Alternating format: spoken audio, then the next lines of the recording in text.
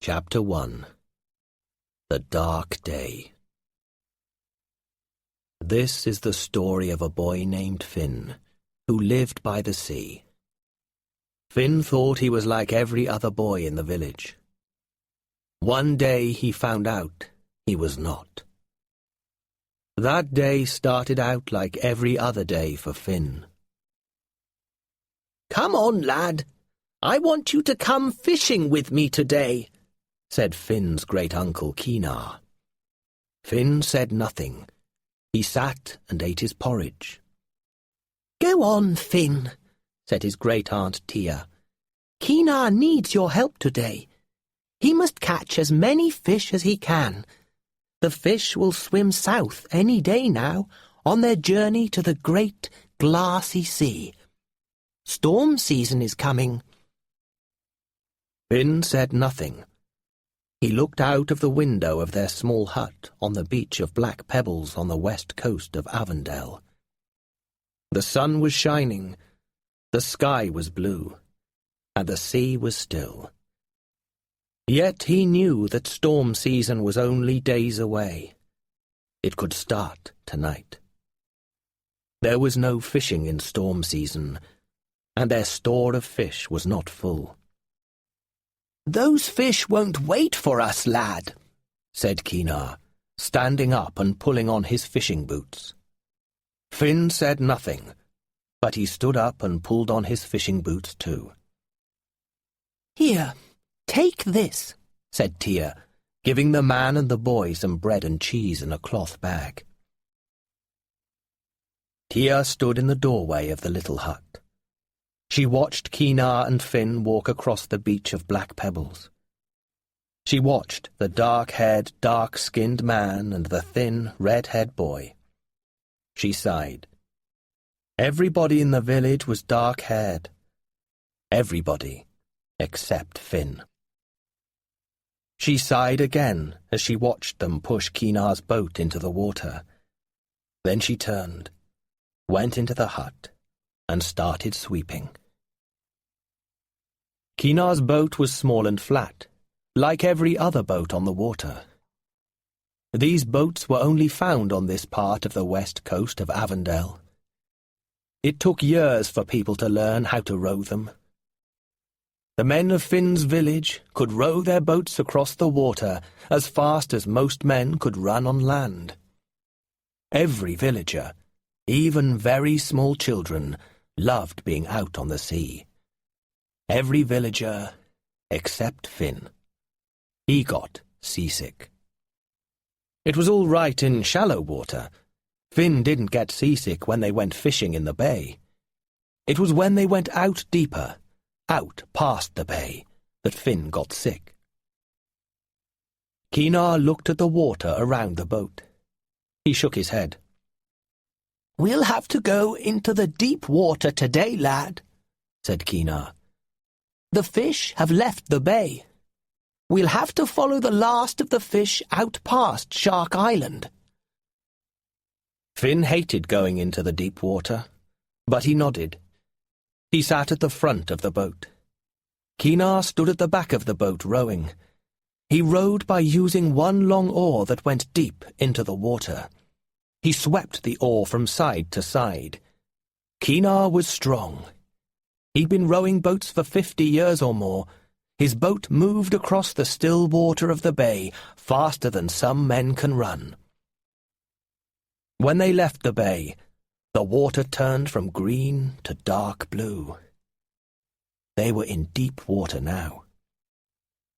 Finn started to feel sick. "Keep busy, lad! Get the sails ready!" said Kinar. Outside the bay, there was enough wind for the sail. Finn got the sail ready and gave the ropes to Kinar, who put the oar away.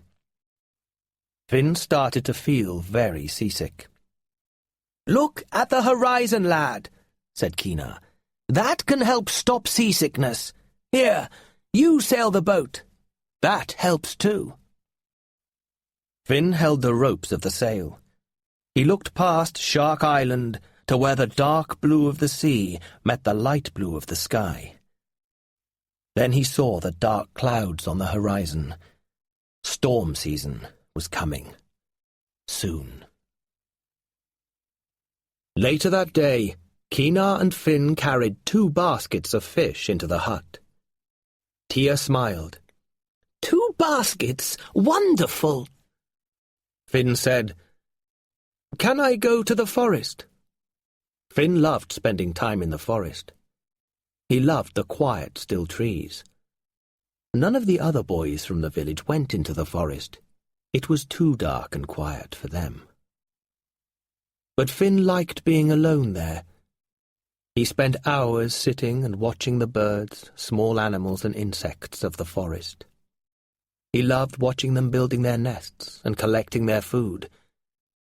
Most of all, he loved watching the newborn birds learning to fly. "Yes, Finn, go. But be back before the sun sets, please," said Tia. Tia and Keenar watched Finn run down the road towards the forest. His red hair shone in the afternoon sun. Tia sighed.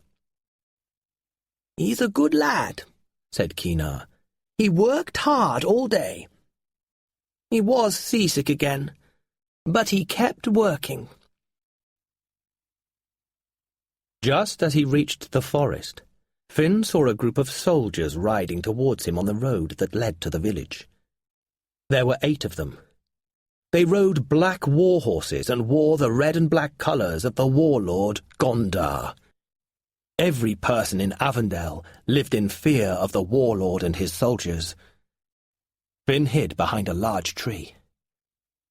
Then Finn saw an old man and an old woman walking along the road. It was Bentar and Nita. Finn often chopped their wood for them. They were carrying a basket of vegetables to the village. They sold their vegetables at the evening markets. 2 of the soldiers stopped next to Bentar and Nita. The other 6 soldiers rode on. "Stop, old man! Stop! Old woman!" yelled one soldier. "Stop in the name of Gondar, warlord of Avondale!" Bentar and Nita stopped. They looked at the ground. The second soldier got off his horse and marched over to Bentar and Nita. "Tell me, does a boy with red hair live in this village?" the soldier yelled at them. Bentar and Nita looked at each other. They looked frightened, but they both shook their heads. "You're lying!" yelled the soldier. "The sky readers told Gondar that the boy lived by the sea on the west coast. They said he lived within sight of Shark Island. He must live in this village. Tell me where the boy with red hair is." The old people didn't speak. "Tell me now!" The soldier hit Bentar. Nita screamed and dropped the basket. Potatoes rolled across the road. Hiding behind the tree, Finn was frightened. "Gondar's soldiers are looking for a boy with red hair. I'm the only boy with red hair in the village," he thought. "The sky readers can see the past, the present, and the future. What was written in the sky about me? What did they tell Gondar about me?"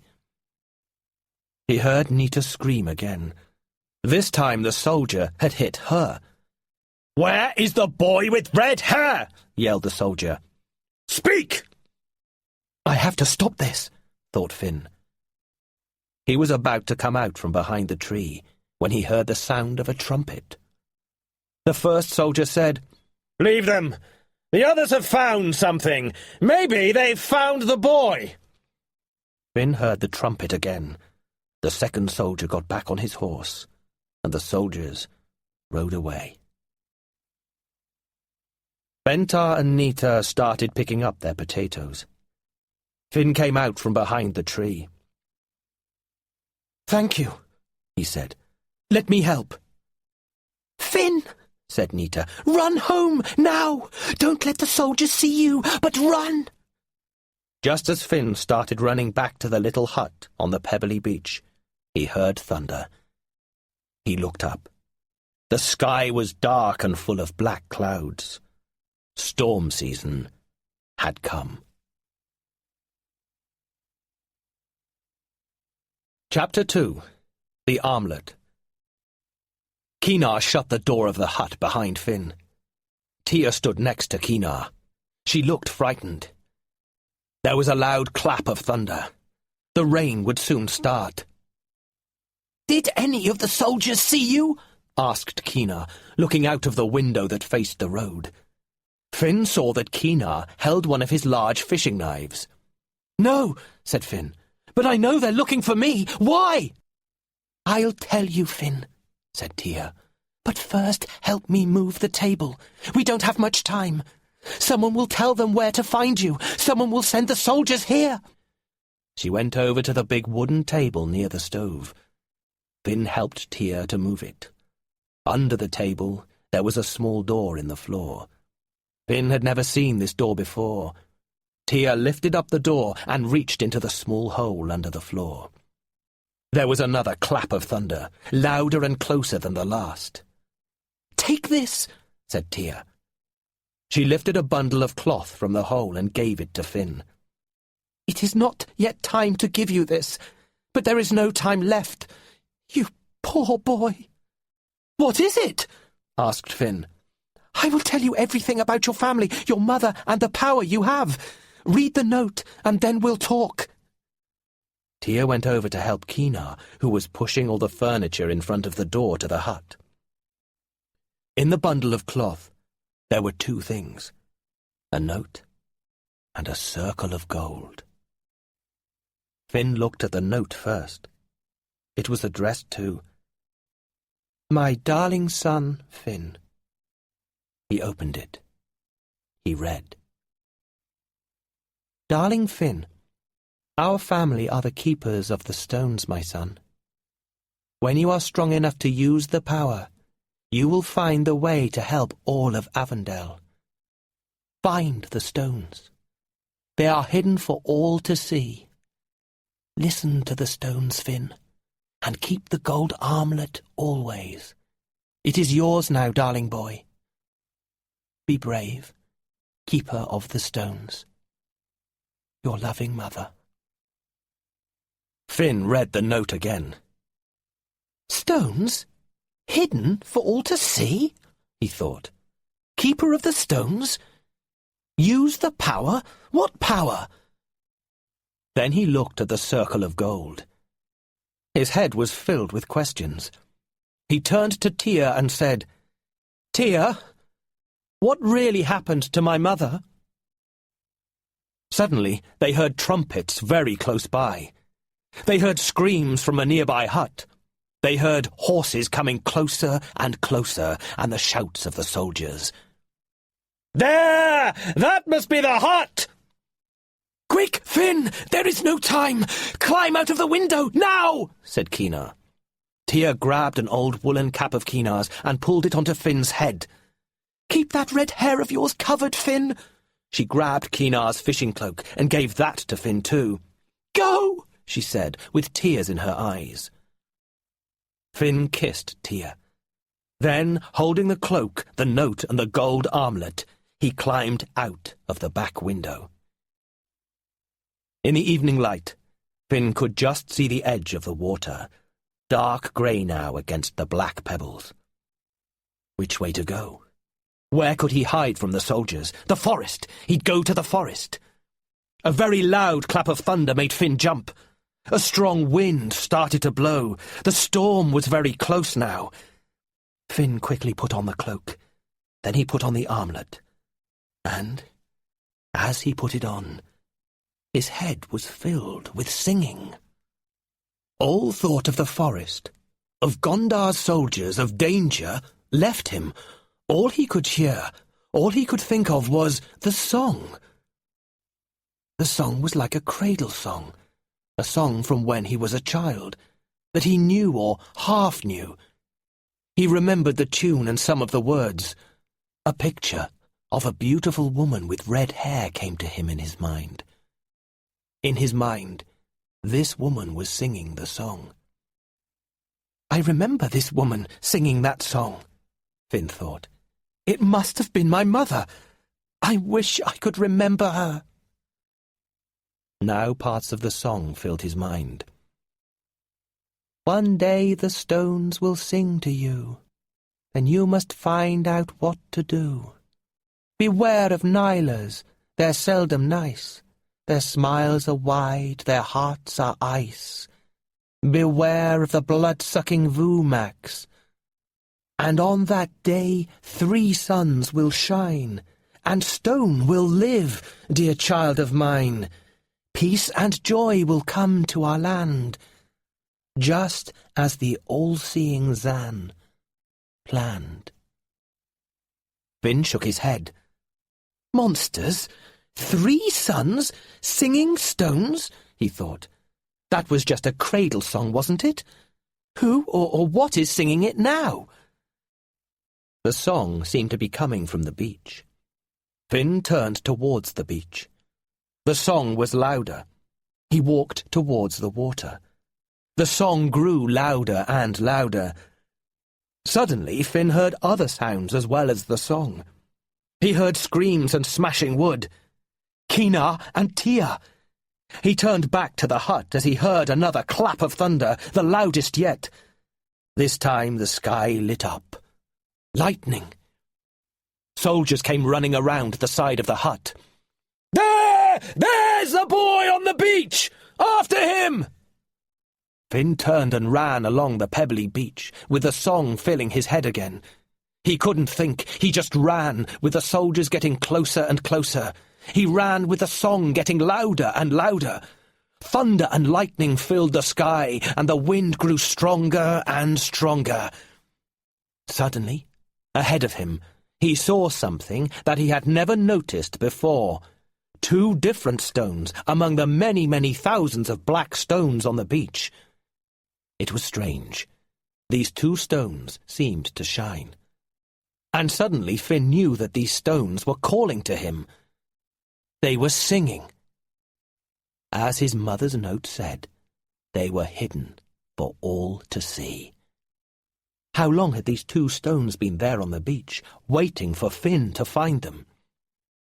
As he got nearer to them, the song grew louder and louder. It filled Finn's mind and seemed to fill his whole body. The soldiers were only a few steps behind him now. There were 3 of them, running close together. "Got you, lad!" said the closest one, reaching out for Finn. But at that moment, Finn quickly bent down and picked up the stones. The soldier wasn't ready for such a move, and he fell over Finn. Finn got up and ran along the beach.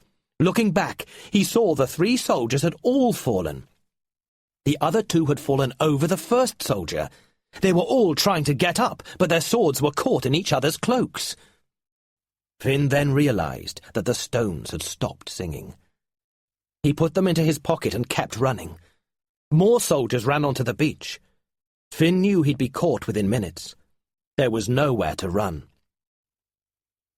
Suddenly, Finn heard a boy's voice calling to him from the water. "Finn! Finn! Over here!" Chapter 3. The Sky Reader. In the shallow water, in the last of the evening's light, Finn saw a boy, a stranger. He was holding one of the fishing boats. "Quick, Finn!" the boy called. 2 soldiers were very close to Finn. He had no time to think. He ran into the water. He and the boy pushed the boat away from the beach and jumped into it.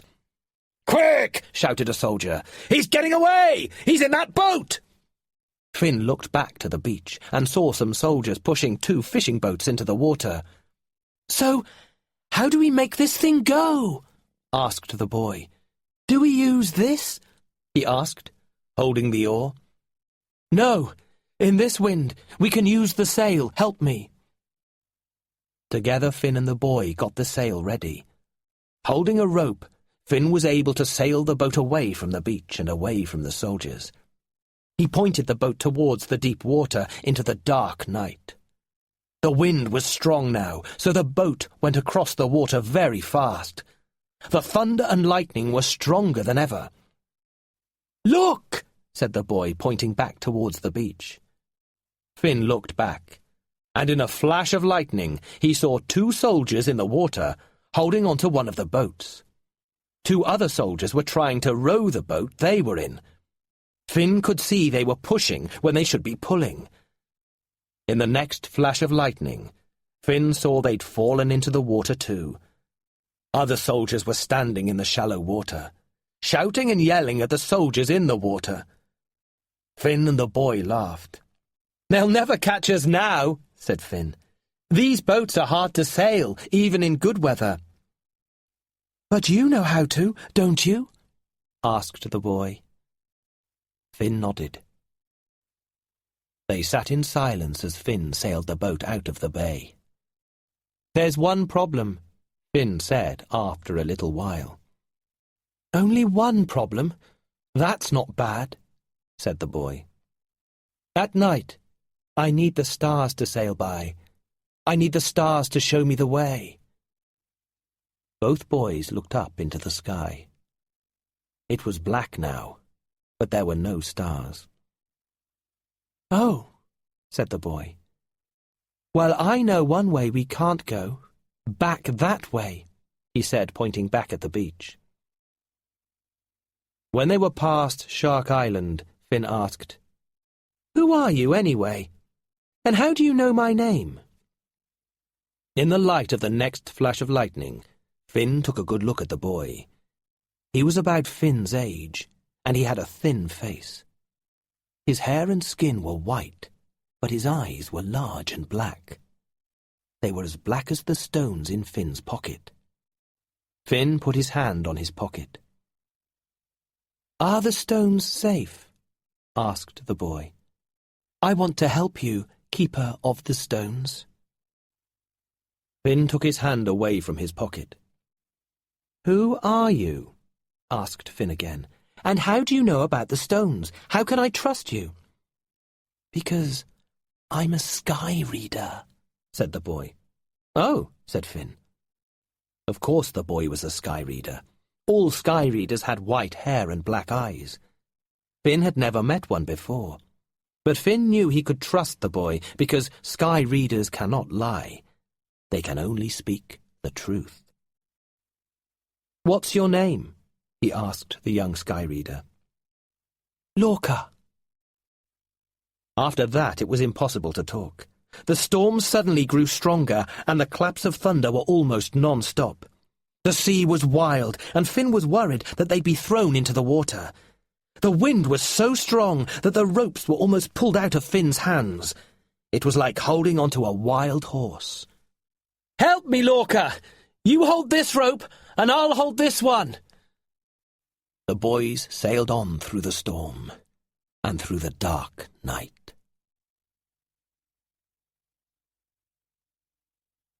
Chapter 4. Lost at Sea. The boat sailed on and on. There was no light. Everything was black. The sky, the sea, everything.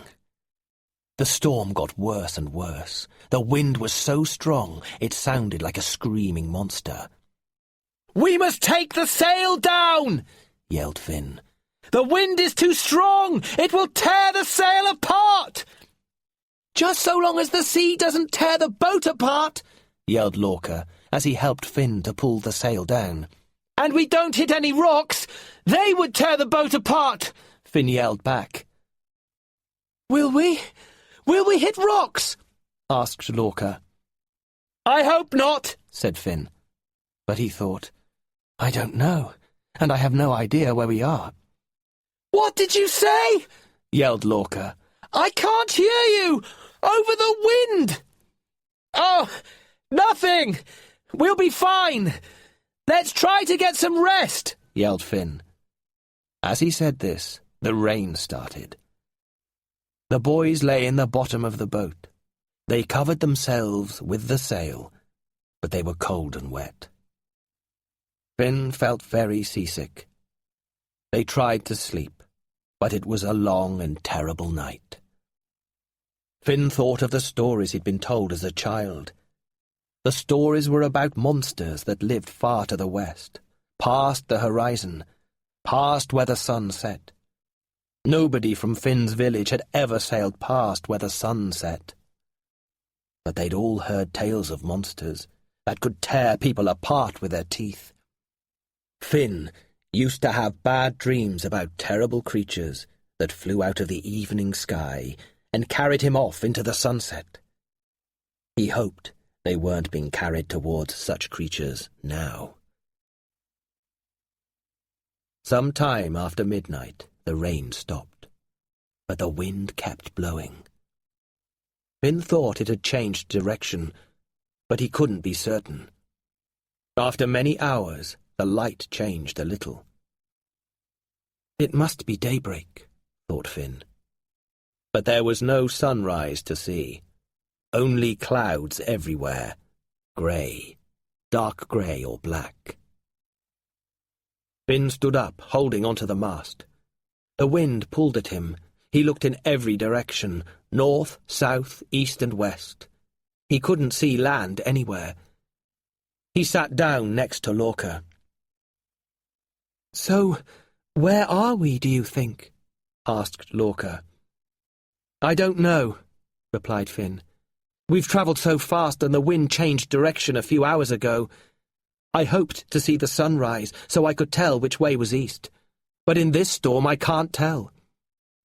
"I'm hungry," said Lorca. "Do you know what I'd love right now? A bowl of hot porridge." "Oh, please don't talk about food," said Finn. "I feel terrible." "But you're from a fishing family. I'm surprised you get seasick." "I always have. And I don't know much about my family. My great-aunt Tia was always going to tell me, one day. Now it may be too late for her to tell me anything." The boys were silent. Finally, after many hours, the wind dropped. The boys were able to talk to each other easily and to stand up and move about in the boat. The boys pulled the sail back up the mast. "It needs to dry out," said Finn. "We need to dry out too," said Lorca. He and Finn spread out their wet cloaks, but they had no way to dry out their clothes. Finn held onto the ropes of the sail. "I don't know which direction to sail in," he said to Lorca. "I can't see land anywhere. We should look for the signs of land. Look for birds flying, Lorca. That means land is nearby." Lorca looked up into the sky. "The strange thing is that I can't read anything in this sky. I've never tried to read the sky from the sea before. Maybe that's why I can't read it." To pass the time, the boys talked. Finn said, "I'm so worried about Kina and Tia. Have you sky readers read their future? What will happen to them?" Lorca didn't speak for a moment.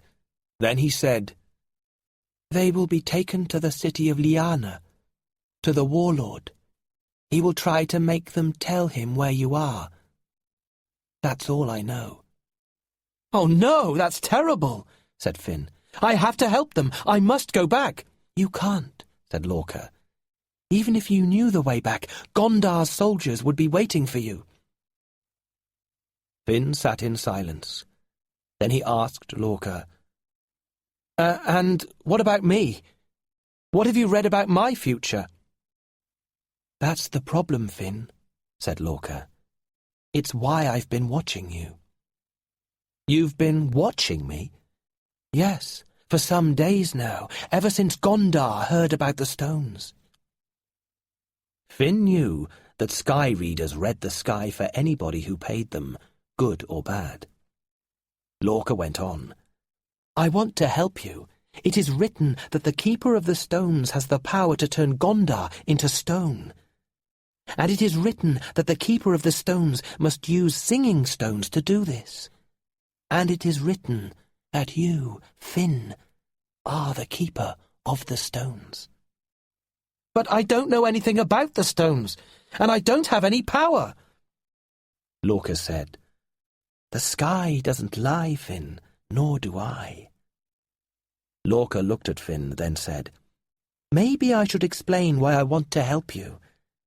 I hate the warlord. I hate the way our country is filled with sadness and fear. But most of all, I hate Gondar because he killed my grandfather. So if you can turn Gondar into stone, I want to help you." "So what do we do now?" said Finn, putting his hand into his pocket and touching the stones. "I don't know. Maybe the stones will tell us." "Are the stones singing now?" said Lorca. "No," said Finn. "I'm hungry and thirsty," said Lorca. "We can drink the rainwater," said Finn. There was rainwater in the bucket that was used to hold the fish. "But there is no food, I'm sorry." The boys tried to catch little fish that swam past the boat. They saw sea snakes and green turtles too. All the sea creatures were swimming in the same direction as the boat was being carried by the sea. "I know which direction we're going in," said Finn. "Why didn't I think of it? All these fish are swimming south. South to the great glassy sea." "Is that good?" asked Lorca. "Well, it's good that we're not going west. I've heard of monsters in the west that eat people in one bite," said Lorca. They sailed on and on, under the grey sky that slowly turned to black as evening came. That night, a second, bigger storm started. The boat was tossed on huge waves. The wind screamed and roared. It changed directions several times and carried the boat for miles. Both boys held onto the mast and to each other. Again and again, waves crashed over the side of the boat. Water started filling the boat. Rain poured down. Thunder and lightning filled the sky. "Look, there!" yelled Lorca. "Are they birds? Maybe we're near land." In a flash of lightning, Finn saw dark shapes in the sky, bigger than any birds he'd ever seen. He thought again of the terrible monsters that flew out of the evening sky. Then the sky was filled by a huge wave that grabbed Finn and tossed him into the sea. "Lorca!" he called. He heard Lorca calling back. "Finn! Finn! This way!" Finn tried to swim towards the boat, but the waves tossed him the way a cat tosses a mouse. Finn felt himself going under the water. He held his breath and swam back up into the air. He took a deep breath, but soon went under the water again. He was getting weaker and weaker. He swam up for air just as a wave crashed over him. He went under for a third time. "I'm going to drown," he thought. He felt hands grabbing at him, pulling him up and out of the water. "I'm flying," he thought. "The monsters have come, or have I drowned? Is this death?" Chapter 5. The Nylars. Finn woke up. It was a warm, sunny morning. The storm had passed. He was lying under a tree on a sandy beach. "I'm not dead," he thought. It was such a pleasure to lie, warm and dry, on the soft sand. Then he thought of Lorca. Finn stood up. "Lorca! Lorca!" he yelled. The beach was empty. "Who's Lorca?" said a voice from the tree. Finn looked up. In the tree were 3 strange creatures. They looked like short, fat monkeys with wings. One was black, one was brown, and one was red. They stared down at Finn. "You're not going to eat me, are you?" Finn asked, backing away from the creatures. He thought, "Is this a dream? Am I dead?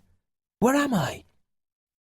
"Eat you? Hee-hee!" laughed the red one, showing small sharp teeth in his wide smile. "Yuck!" said the brown one. Then it grabbed a berry from the tree and ate it. The third creature, the black one, stared at Finn. Then it turned to the other 2 creatures and said, "Catch!" It threw something across to the red creature, who threw it back. The brown creature tried to catch it as the other 2 tossed it between themselves. Finn looked carefully at what they were tossing. It was the armlet. He felt his arm. The armlet was gone. He reached into his pocket.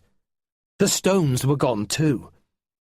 Finn yelled, "That's mine! Give it back!"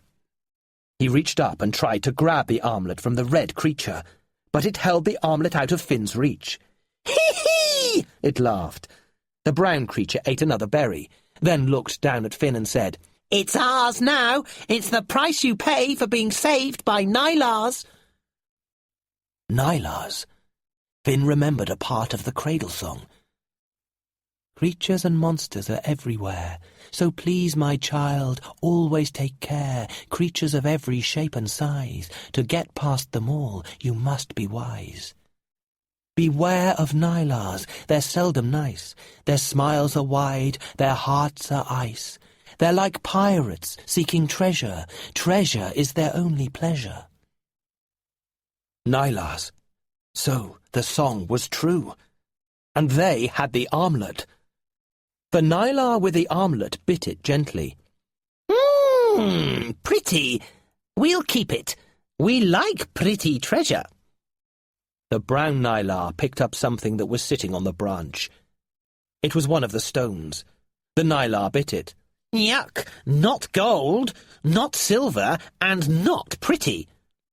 The Nylar picked up the other stone and looked down at Finn. "Why do you carry these in your pocket? Are they treasure?" Finn thought quickly, then said, "They're from the beach where I come from. They remind me of home." As he thought of the pebbly beach, Finn was reminded of Lorca. "Lorca!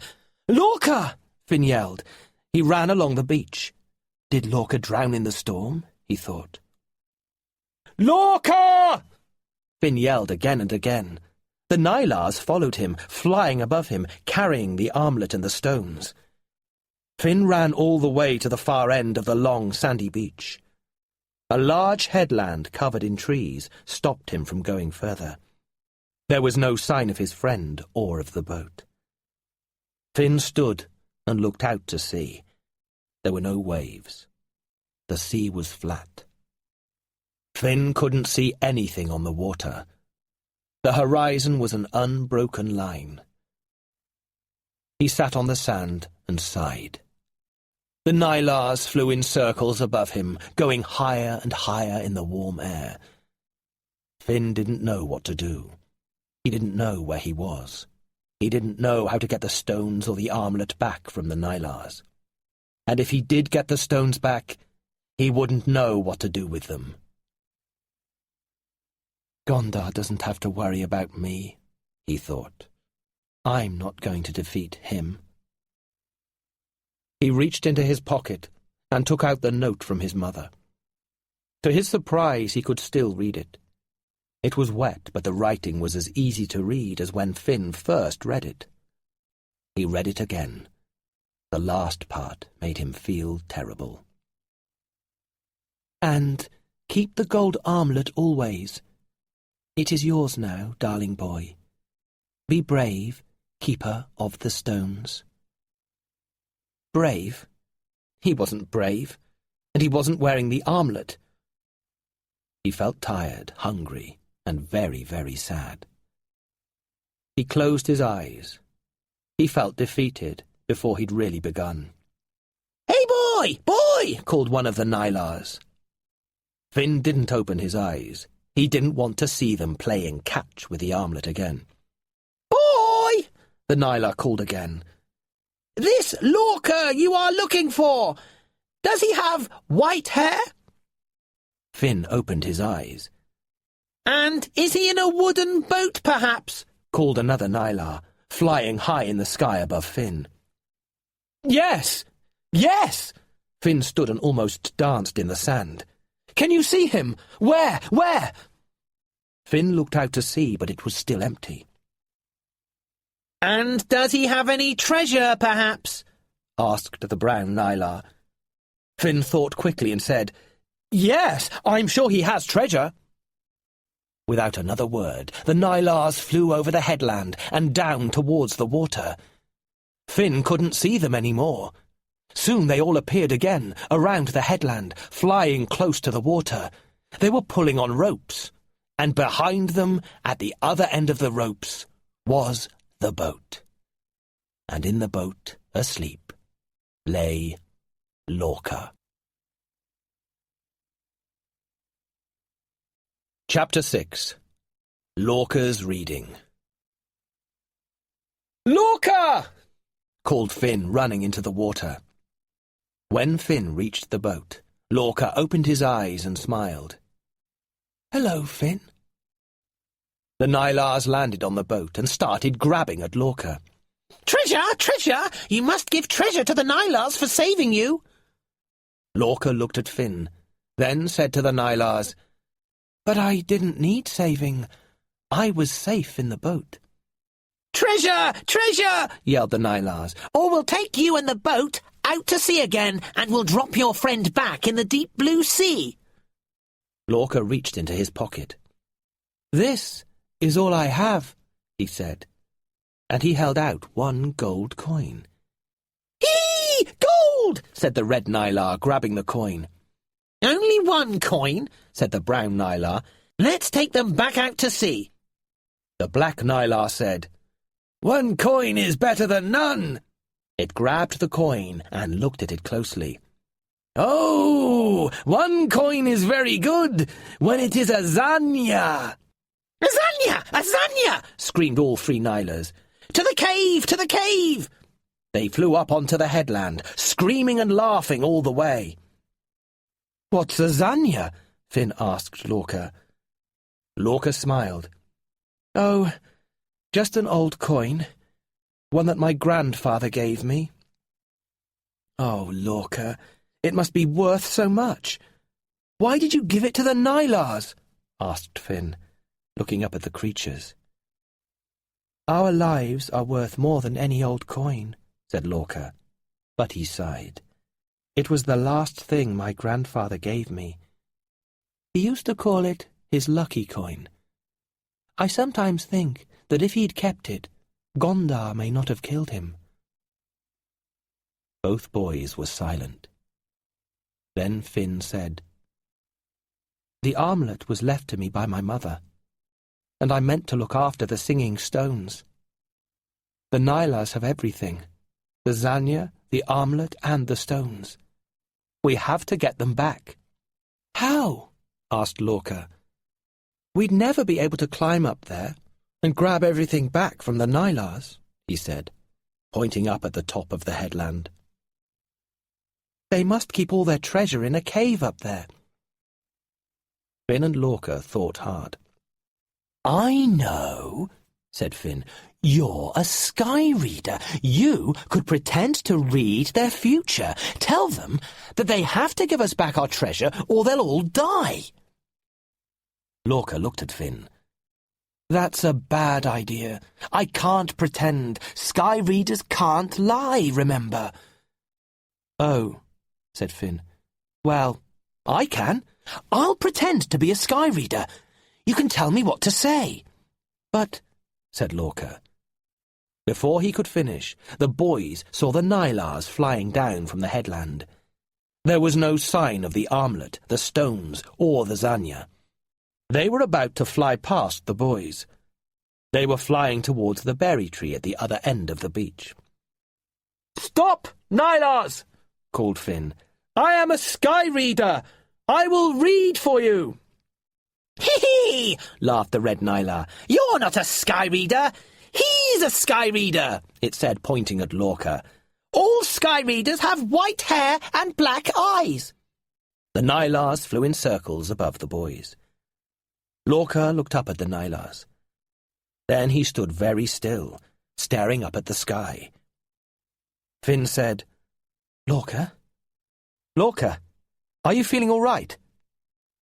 Lorca looked at Finn, but didn't seem to see him. Then he smiled. "I'm fine." He then called to the Nylars. "Yes, I am a sky reader, and I will read the sky for you all." "How much will it cost?" said the red Nylar. "Nothing. I will give you a free reading, said Lorca. Free, free, screamed the Nylars. But I cannot read on an empty stomach. My friend and I are hungry. Yes, yes, food! We can bring you food! The Nylars flew across the beach and into the forest that grew beside it. Finn and Lorca heard them screaming, "Free reading!" to each other as they went. Finn looked at Lorca again and said, "You saw something, didn't you? You saw something in the sky." Finn looked up at the sky, but all he saw there were a few small clouds on the horizon. Lorca grabbed Finn. Yes, I saw something. I need to do a full reading to get the whole story.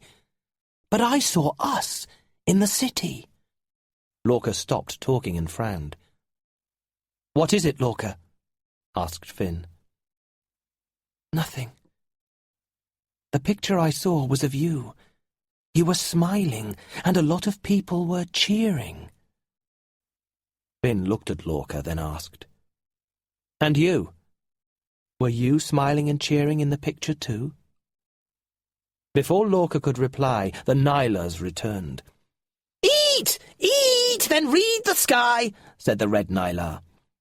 The boys ate all the fruit and berries that the Nylars brought them and drank cool water from a bottle the Nylars gave them. "Keep that bottle. It is not pretty. We took it from one of the warlord's men," said the brown Nylar. "Thank you," said Finn. "Read now," the black Nylar said to Lorca. "Yes, but up there. I need to be high, as close to the sky as I can be, for a good reading." The Nylars grabbed both boys and carried them high up onto the headland. As they flew through the air, Finn felt as helpless as a baby. He looked down, and the trees grew smaller and smaller. He'd often watched the birds as they flew over the water looking for fish. He'd always wanted to fly. He laughed. Lorca did too. From the headland, Finn could see that they were on a very small island. It was in the middle of an ocean. He couldn't see any other land. The water was so still, it looked like glass. Of course, this was the Great Glassy Sea. Suddenly, Finn realized that Lorca was talking. He was standing on the highest part of the headland. Lorca looked different. He looked taller and stronger. He almost seemed to shine. His voice was strong and clear. He looked up into the sky as he spoke, with one arm moving slowly back and forth, as if he was reading from the biggest book in the world. "And you, three Nylars, will be known throughout Avondale as heroes and friends of the Keeper of the Stones." Finn looked at the Nylars. They were watching Lorca so closely that they moved back and forth too. Lorca continued, "And you, three brave Nylars, will be there on the Day of Three Suns, the day that is coming very soon. You will be there to see the defeat of Gondar."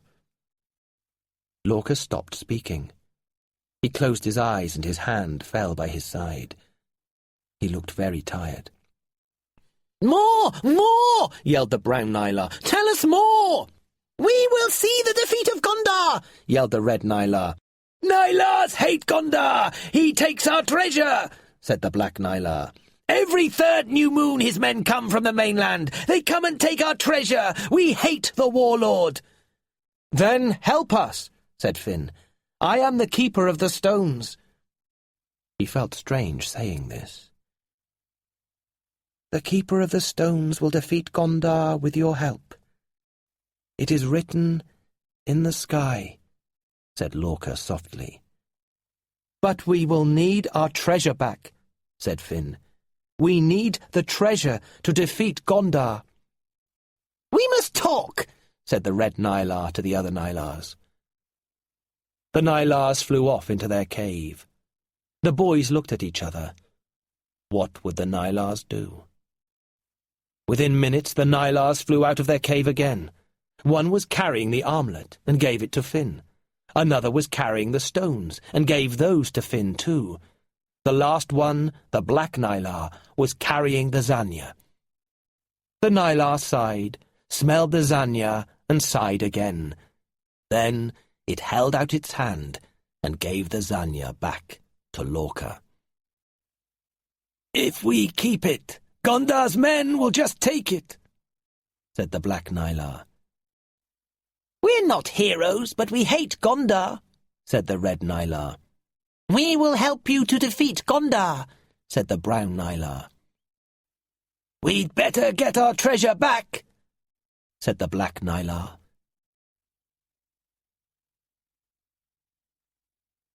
Chapter 7. The Song of the Stones.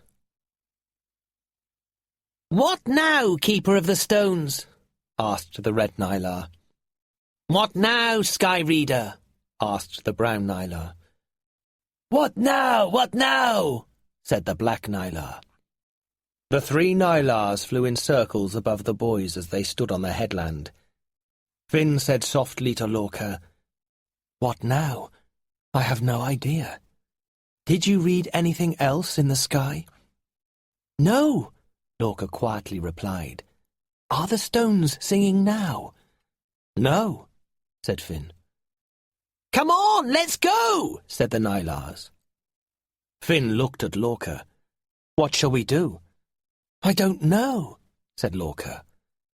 Finn felt something get warm in one of his hands. He looked down. The armlet was glowing. "Look," he said to Lorca. "Look at what?" said Lorca. "The armlet, it's glowing. See how it shines." "It looks the same to me," said Lorca. Finn saw some writing inside the armlet. "Can't you see the writing inside it?" he asked Lorca. "No." Finn read the words that glowed inside the armlet. "Circle the stones." "Circle the stones?" Finn thought. "What does that mean?" Then he had an idea. He held the stones so that they were inside the armlet. They started singing. "They're singing! They're singing!" he yelled. The Nylars landed beside Finn. They watched him and the stones. "I can't hear anything," said the red Nylar. "Neither can I," said the brown Nylar. "I hear nothing," said the black Nylar. "Shh," said Finn. This is what Finn heard the stones sing. "We stones are the lost eyes of a Zan. Seek the stone Zan with the stone man and the stone woman in the square in Liana. You'll find them there. Son of a daughter of a son of a daughter of a son, one day you'll crown the ancient god. The Zan will tread where Gondar trod. And on that day 3 suns will shine, and stone will live, dear child of mine. Peace and joy will come to our land, just as the all-seeing Zan planned." The stones stopped singing, but their song filled Finn's head. Again he thought of the cradle song and the beautiful red-haired woman. He stood on the headland and sang the words to Lorca, to the Nylars, to the world. Finn was the keeper of the stones. Finn pulled the armlet up onto his arm. He carefully put the stones into his pocket. "So," he said to the Nylars and to Lorca, "we need to get to Liana. We need to find a statue of a Zan in a town square in the city." "I've been to Liana," said Lorca. "There are a lot of squares in the city. I've never seen a statue like the one in the song." "We'll find it. We must," said Finn. He looked at the Nylars. "Do you know the way to Liana?" The Nylars nodded. "But it is a long way from here, and it will be a very difficult journey for you," said the red Nylar.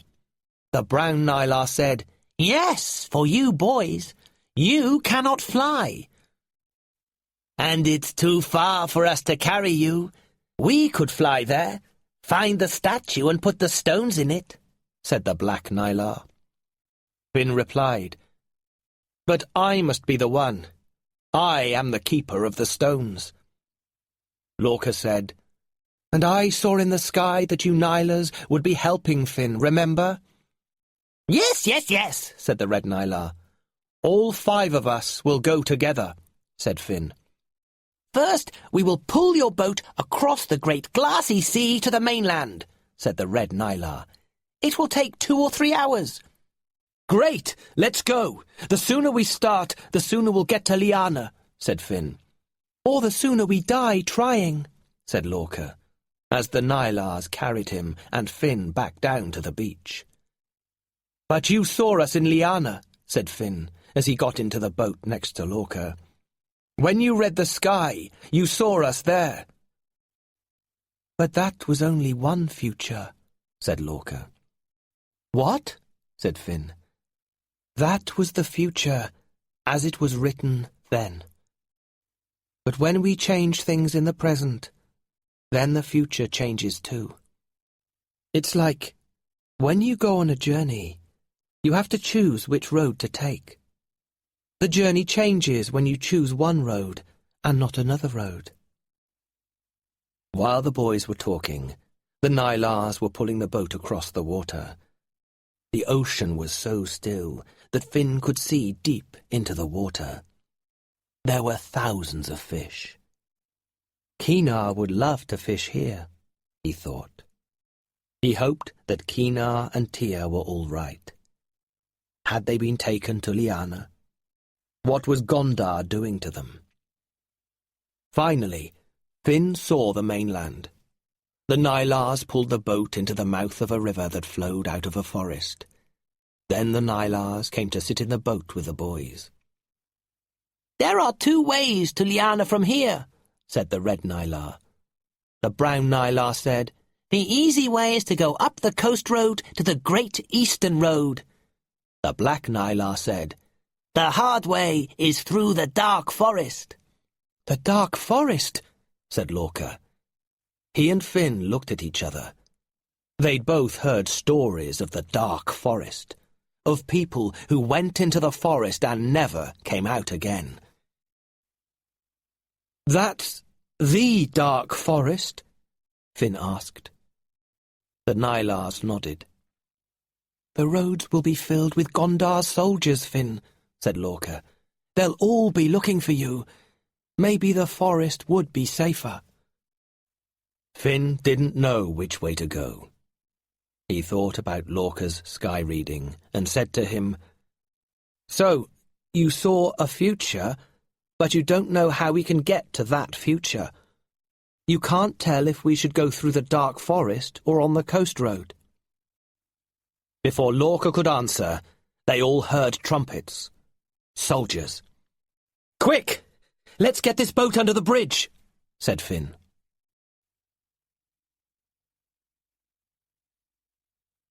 Chapter 8. The Way to Liana. The boys and the Nylars hid in the boat under the bridge. The trumpets got louder and louder. Then Finn could hear the horses of the soldiers. They were coming from the south. Would the soldiers see them? Finn and Lorca sat very still as the soldiers reached the bridge. The soldiers rode their horses onto the bridge. Finn heard one soldier call, "Stop!" Had they been seen? Nobody moved. Nobody breathed. The soldier said, "My horse has a stone in its hoof. I'll have to get it out." "Hurry," said another soldier. "The next village is only 3 miles away. If we find the red-haired boy, the warlord will give us a lot of gold." "And new horses," said a third soldier. "And a lot of wine," said another. The first soldier said, "I've got the stone out now, let's go." The soldiers rode away, north along the coast road. "I hear more soldiers coming," said the brown Nylar. And from the south, Finn heard another trumpet. "We could pull the boat up the river into the forest," said the black Nylar. Finn thought, then said, "Yes, let's go into the forest." The Nylars pulled the boat along the river, into the dark forest. Finn looked at the trees. They were strange, very different from the trees that grew in his forest. Their trunks were almost black, and their leaves were very dark green. He was frightened. He wished he had a sword or some other weapon. He felt in the pockets of Kinar's old fishing cloak. He found some fishing line and a small knife. Kinar used the knife to cut fishing line if it got caught on a rock. It wasn't a sword, but Finn felt a little better. He could use the knife as a weapon if he had to. It was better than nothing. After an hour, the river became too shallow and narrow for the boat. The Nylars flew down and sat on the side of the river beside the boat. "That's it," the red Nylar said. "You'll have to walk the rest of the way." "We'll fly above you or ahead of you," the brown Nylar said. "We can show you the way." "We'll look out for things in the forest," said the black Nylar, looking around. Finn said, "Wait, before we go on, I want to say thank you. And I don't even know your names." "I'm Poco," said the red Nylar. "I'm Merlo," said the brown Nylar. "And I'm Carlo," said the black Nylar. "And I'm Finn, and this is Lorca," said Finn with a smile. The day was coming to an end, and above the tops of the big trees the sky was getting darker. There were no paths through the dark forest, but there was enough space between the trees for the boys to walk. It was very quiet in the forest. Finn didn't see or hear any animals, birds or insects. This was strange. His own forest was filled with life. The only sound came when Poco, Merlo and Carlo called out directions.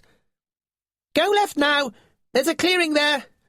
"Watch out for the fallen tree ahead!" "Come this way! There's an easy way around the big rock ahead of you!" Finn and Lorca walked on through the forest until it was too dark to see. Then the Nylars lifted the boys high up into one of the tallest trees. It was covered in dark brown nuts. Finn had never seen nuts like these before.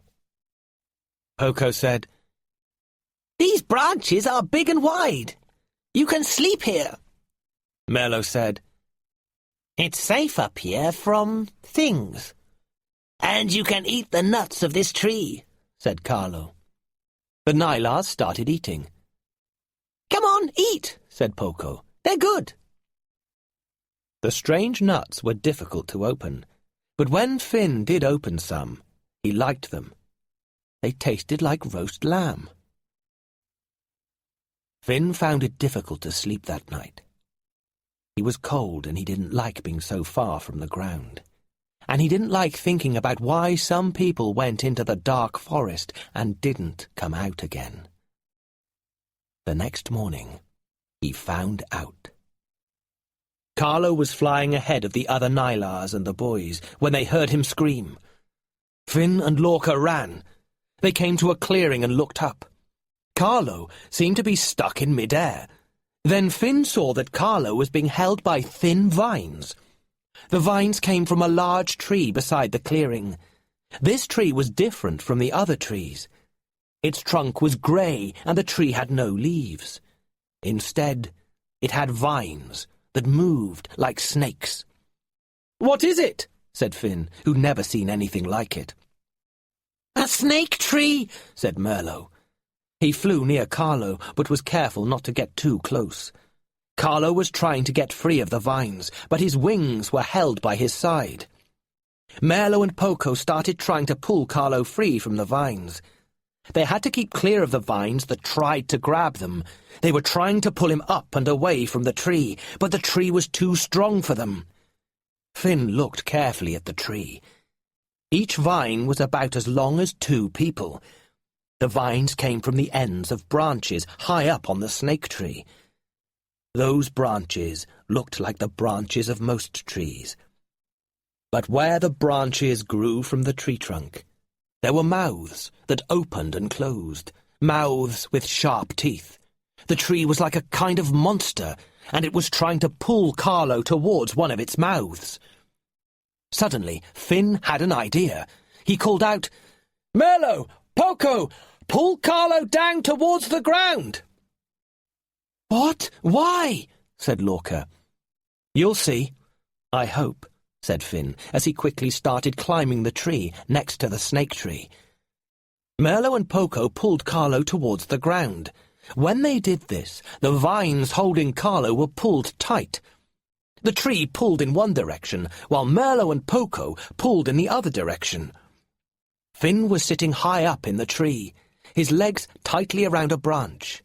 He reached out and pulled one vine towards himself. It was sticky. "Ow!" he thought. "My hand is burning." The vine was burning his hand like acid, but he didn't let go. In his other hand, Finn held Kinar's little knife. He cut through the vine. Lorca cheered. There were 3 more vines to cut. Finn cut 1, then 2, and each time his hand hurt more. But as he cut the last vine, he fell.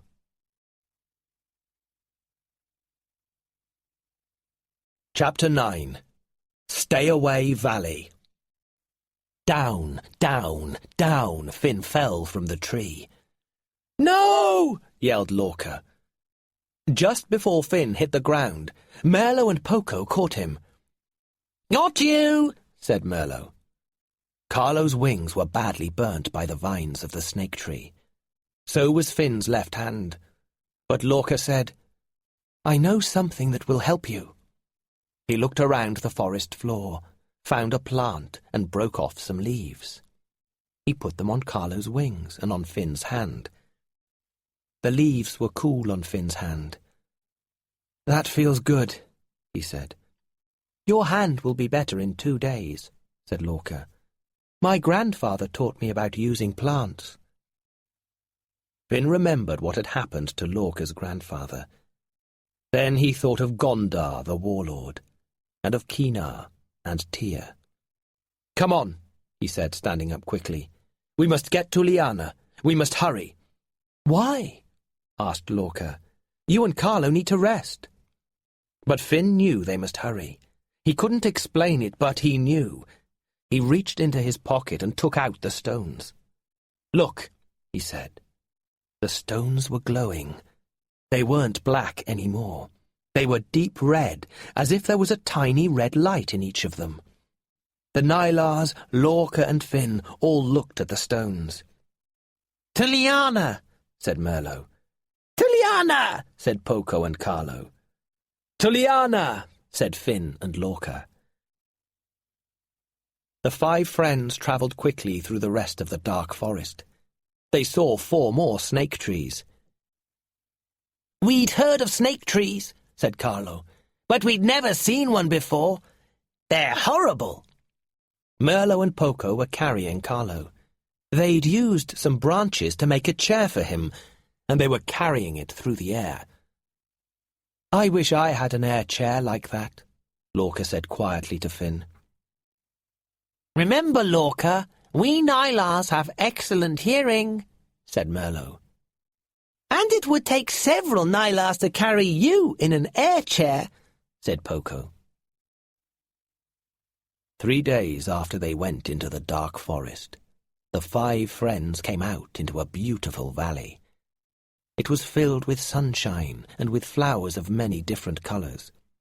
Insects flew from plant to plant, and Finn could smell honey. Finn said, "It feels so good to be out of the forest and to feel warm. What is this beautiful place?" "Oh, no! This must be Stay Away Valley," said Lorca. "Quick! We have to get back into the forest." Lorca pulled Finn back into the dark forest. "Why?" said Finn. "Stay Away Valley is the most beautiful place I've ever seen. It's paradise." "My grandfather told me about this valley," said Lorca. "The last time we went to Liana together, we took a path that not many people know about.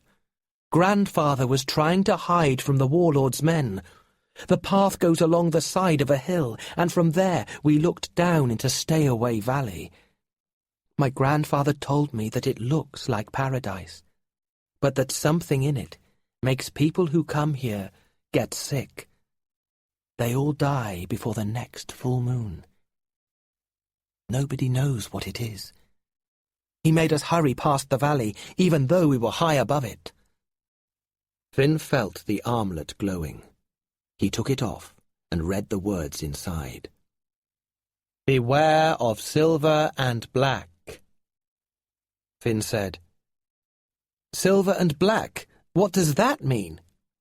Lorca said, I don't know, but I do know we have to get across the valley to get to the city, or we have to go back through the forest and along the coast road.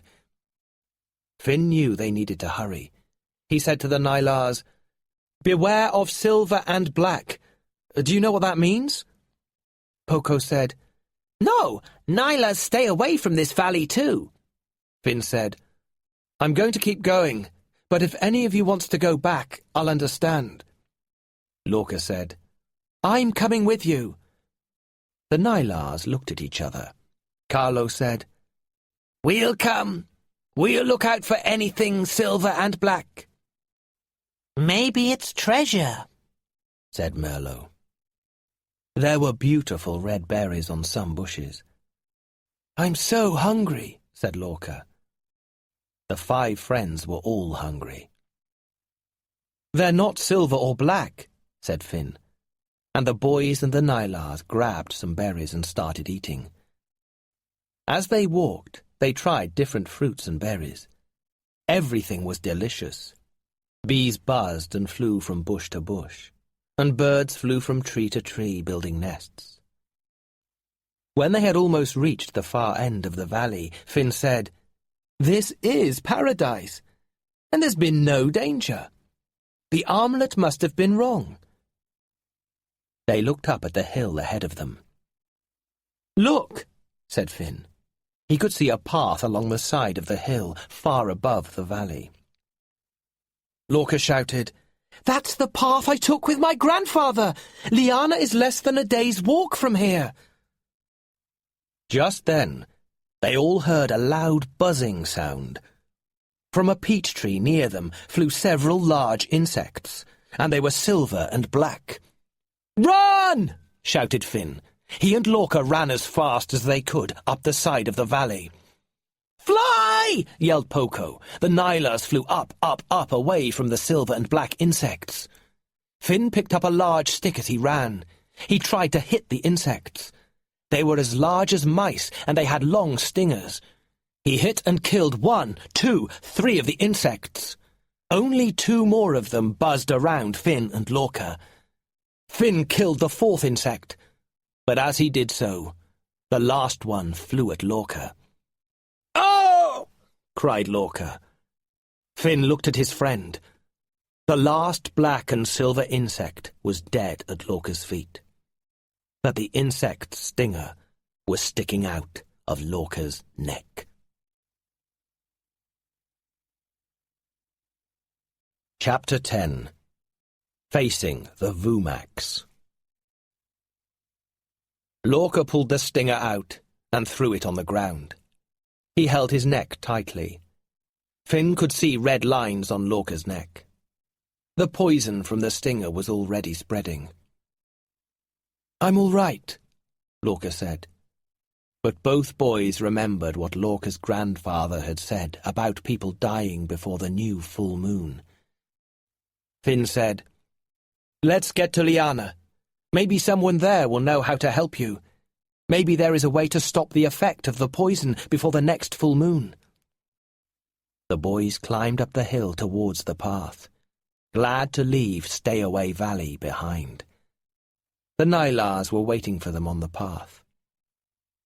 We have to choose which way to go, said Finn. If we go south, we will come to the main gates of the city, said Lorca. But I won't be able to go through the main gates, said Finn. There will be soldiers at the gates. They'll be looking for any red-haired boys. "Let's go north, then," said Lorca. "And maybe we'll find a way into the city without any soldiers," said Finn. Merlot looked at the other Nylars, who nodded. Merlot then said to the boys, "We will tell you a secret. Nylars know a way into the city. We use it when we want to look for treasure there. But you must never tell anybody about this way into the city. Do you promise?" "Yes, yes," said Lorca, and Finn said, "We promise." He took the stones out of his pocket. They were glowing much more brightly now. "We must hurry!" "All right, we trust you," said Carlo. "Our way into the city is on the southeast corner." "We'll fly ahead and clear the rocks from the opening," said Poco. "Good idea," said Finn. "Follow the walls of the city to the southeast corner," said Carlo. "We'll look out for you by sunrise tomorrow." The Nylars flew off with Carlo on his air chair between Poco and Merlot. Finn and Lorca travelled quickly until they came to a wooden bridge across a deep gorge. It was night time now, but a full moon glowed. They looked down, and deep below them, at the bottom of the gorge, they could see a river. "Are you sure this bridge is safe?" said Lorca. "No, I'm not sure," said Finn, "but we have to cross it." Just then came a loud, horrible roar. "Blood or gold!" Across the bridge slid a huge, horrible creature. It was almost as tall and wide as a house, and many times longer. It looked to Finn like a huge slug, or like a leech. Finn hated leeches. There were some in the forest back home, and they hung onto your leg tightly as they sucked your blood. Words from the cradle song came to him. "Beware of the blood-sucking Vumax. Remember always these 3 facts. It wants your blood, it wants your gold, and it loves best the gold that's old." The Vumax stopped in front of the boys and roared again. "Blood or gold!" The huge, sharp teeth in its open mouth shone in the moonlight. Finn didn't know how they would be able to get past this creature. Lorca held out his Zanya and said, "I have this." The Vumax moved its head closer to him. Then it stopped and turned to face Finn. "Old gold," it said, and moved towards Finn. "Old gold! Old gold!" The Vumax was very close now. Finn could smell it, and it made him feel ill. "I don't have any old gold," said Finn quietly, and he moved away a little.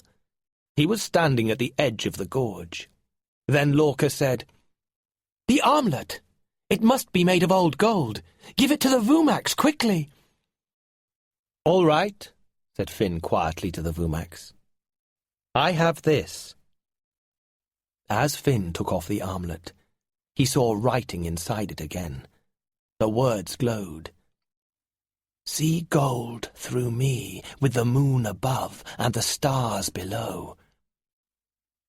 "Stars below?" thought Finn. "How can stars be below?" Then he looked down. Far below in the river, he saw stars. They were shining back from the still black water. Finn held out the armlet. A moonbeam shone through it into the gorge below. The armlet made the moonbeam seem as bright as the sun, and where the light hit the bottom of the gorge, something shone like a huge pile of gold. "Look," said Finn. "There's lots of old gold down there." "Old gold! Old gold!" roared the Vumax, and it slid over the edge of the gorge and down, down towards the pile of gold. "Run!" yelled Finn, and they ran across the bridge. They looked down. As soon as Finn had moved, the light had stopped shining from the bottom of the gorge. and the Vumax could see it was about to grab a pile of rocks, not gold. "Ah!" it roared. The terrible sound filled the gorge. The angry Vumax started sliding up towards the boys again. But it was slow, and they ran across the rest of the bridge, along the path and far away from the gorge and the Vumax. They ran until they could no longer hear it roaring.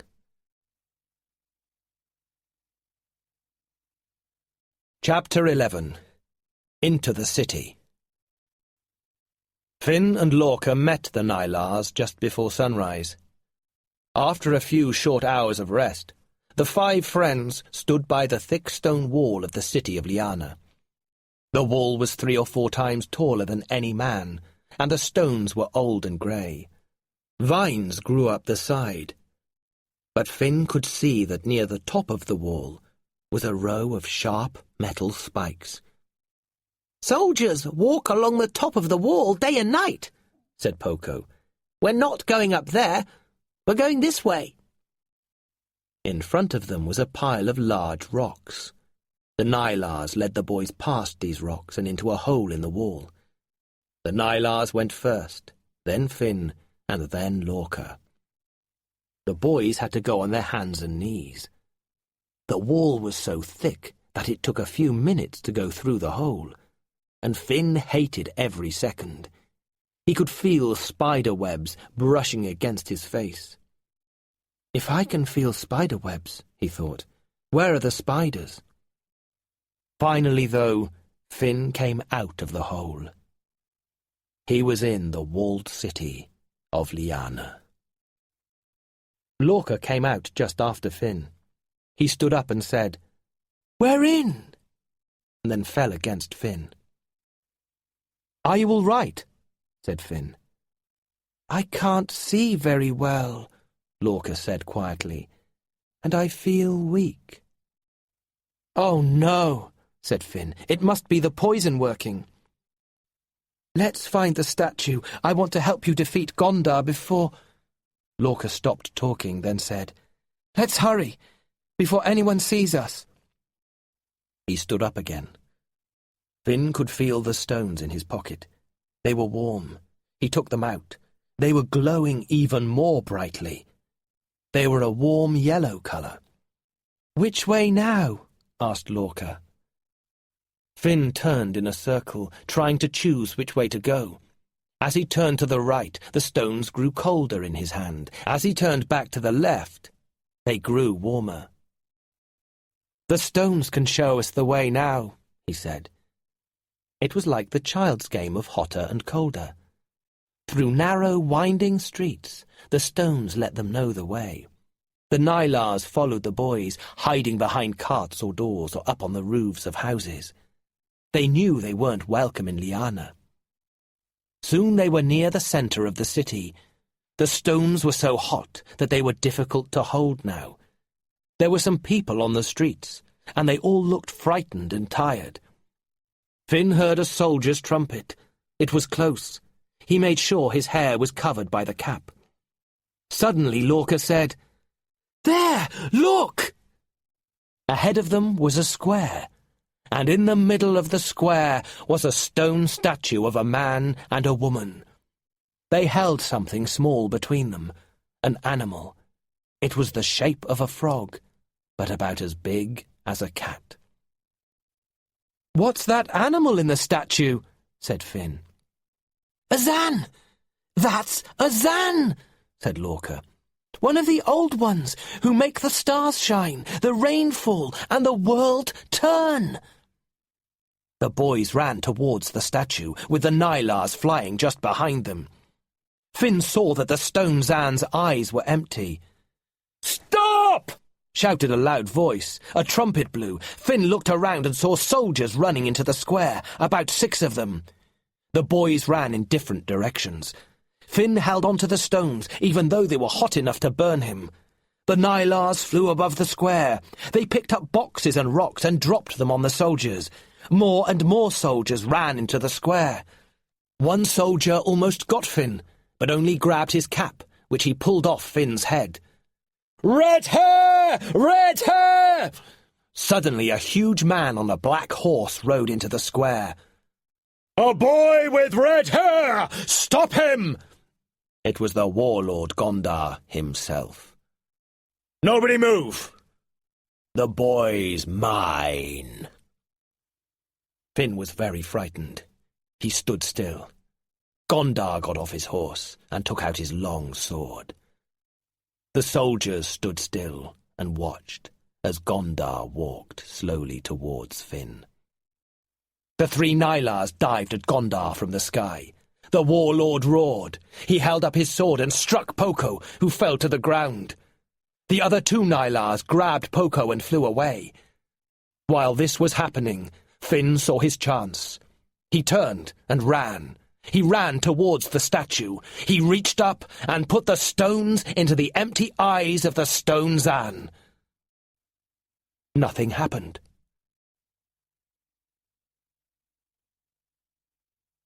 Chapter 12. The Crown. Gondar grabbed Finn and said, "Get ready to die, boy." Finn heard the stones singing, screaming, "The crown! The crown!" Lorca tried to help. "Great Gondar, I am a sky reader. Let me read the sky for you now." Gondar stopped and laughed. "No need, little sky reader. I can read your future. It is a very short story. It's your turn next, after I deal with this red-haired insect." Finn thought fast. The crown? What crown? He felt terrible. Their journey was for nothing. He had no crown. Then he felt something burning into his arm. The armlet! He took it off, and inside it he read, "I am the crown." With a huge effort, Finn pulled himself free from the warlord and ran over to the statue. He reached up and put the armlet on the small head of the stone Zan. And suddenly the singing stones, now the eyes of the Zan, glowed and shone as bright as the sun itself. A day of 3 suns. Gondar roared and marched over to Finn with his sword raised. But as he was about to strike Finn with his sword, the light of the stones shone on him and, at that moment, the evil warlord was turned into stone. A terrible, ugly statue. Lorca ran up to Finn. "We did it! We did it!" he said, hugging his friend. Finn and Lorca stood there, laughing and cheering. Then, to Finn's horror, Lorca fell to the ground, eyes closed. "Lorca!" Finn shouted, kneeling by his sick friend. The woman and the man holding the Zan, the stone people, slowly moved. Finn looked up at them. They were alive. As Finn watched, they slowly changed colour from the grey of the stone to the colours of life. The woman wore a beautiful green dress. The man had thick red hair, and the woman's hair was long and red. Finn heard cheering. He looked around. The square was filled with the people of the city. Gondar's soldiers were bowing before the statue of the Zan that the man and the woman held. They'd all put their swords on the ground. Bells started ringing. Finn looked up, and in a window of a tall tower he saw Kina and Tia. Their window was barred, but they reached out their arms and waved and yelled, "Finn! Finn! You've saved us! You've saved us all! You've saved all of Avondale!" All of Avondale, Finn thought, except Poco and Lorca. Then Finn felt a hand on his shoulder. He turned around. It was the woman with red hair. She held the stone Zan, whose eyes glowed softly now. "Your poor friend," she said. "This will help." She shone the soft light on Lorca. In less than a minute, he opened his eyes. "Hello, my friend," he said to Finn, and smiled. Finn called to the Nylars, "Bring Poco here!" Soon in the soft light of the stones, Poco too smiled at his friend Finn. The woman with red hair hugged Finn and said, "I knew you would save us, my darling boy." Finn looked at her. "Mother?" he said slowly. "Yes, Finn. Yes, keeper of the stones. This is yours now, my darling." She gave the statue of the Zan to Finn with a smile, and with tears in her eyes. The man with red hair came to stand next to them. "You are the keeper of the stones now, my boy," he said. The man was Finn's father. Lorca didn't die. The only lasting effect was that he could never bend or move his neck again, and the red lines on his neck stayed forever. Poco's wings were never the same, so he took to flying in the air chair, carried by his friends and fellow heroes, Carlo and Merlo. Finn had found more than he ever hoped for that day, and that was the start of many years of peace and good times in Avondale. And how did Finn's parents come to be statues in the centre of Liana? That's a story for another day.